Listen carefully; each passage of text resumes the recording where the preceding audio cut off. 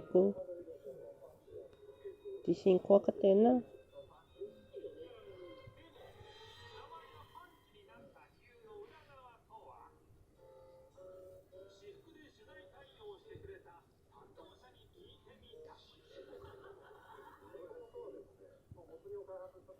被災した地域のね、募金しなきゃね、みここ。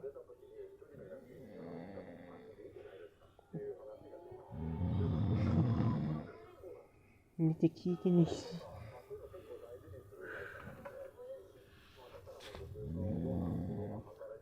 すやすや寝ちゃってね。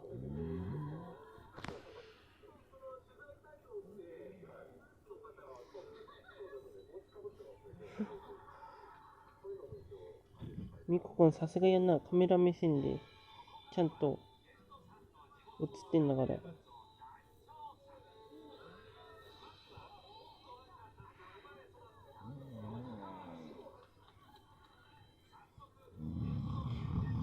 みこくん海沿いじゃなくてよかったね。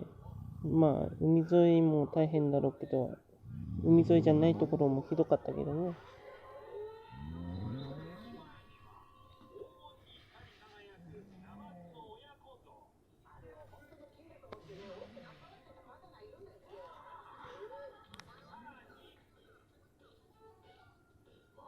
多分ヤフーで地域募金なんとかかんとかってやつやってっから、それをしてね、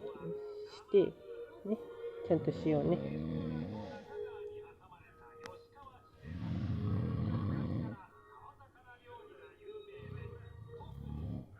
募金箱あと必ず入れたくなんだよね。なんでだろう。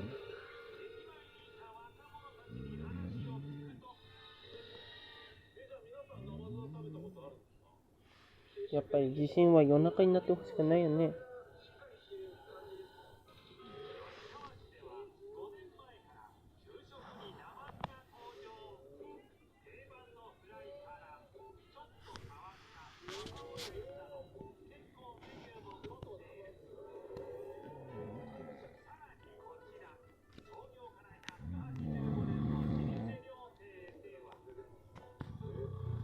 じゃあみこくん、みんなにバイバイって。チャンネル登録、グッドボタンお願いします。